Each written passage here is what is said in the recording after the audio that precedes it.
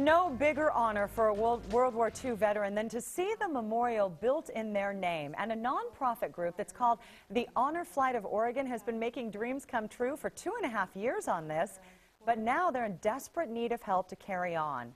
KOIN Local 6 reporter Casey Montoya is here now with this story for us, new at 5:30.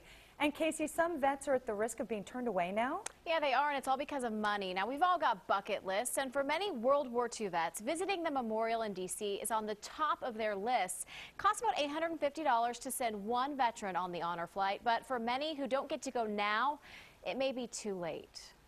I just can't imagine the thing having to go under for lack of support. Peggy Lutz has a new mission at 89 years old. Make sure all World War II veterans have the chance to take the honor flight, an experience of a lifetime for many vets who don't have much life left. They try to take the oldest sign-ups first, and they will take a person who's terminal. They're focusing on World War II because we're dying at 1,000 a day. From 1944 to 1946, Peggy was an air traffic controller for the U.S. Navy.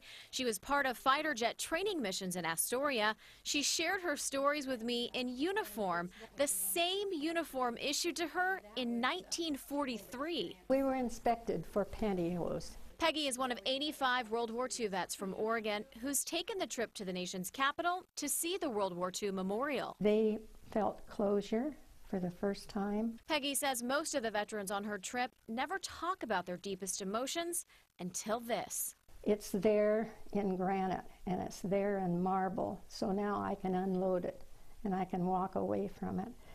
What a beautiful experience it is for these people.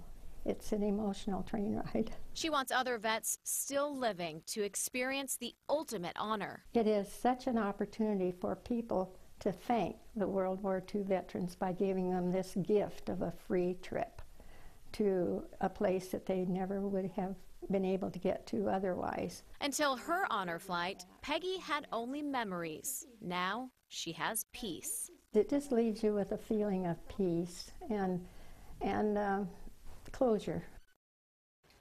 Now, there's already a trip planned for this May. That's already paid for, but after that, it's up in the air. The Honor Flight program is lacking funding to keep sending the vets to this memorial, and unless they get some help, there are still about 125 vets from Oregon on the list.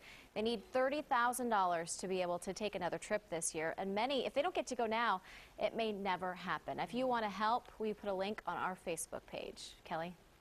Casey, thank you. One of the most important stories we've told in a long time. Thank you.